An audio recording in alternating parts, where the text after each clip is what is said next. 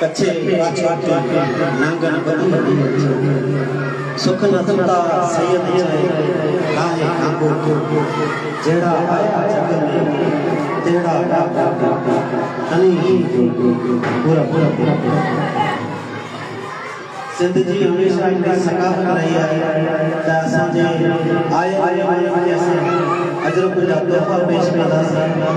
त मरकजी अमान मोहतरम हाजी शफी मोहम्मद सठियो साहब के पहुंचा त ते असांजे जेके इंसान जा दोस्त आहिनि उहे साईं जान खे अजर को तोहफा पेश कनि।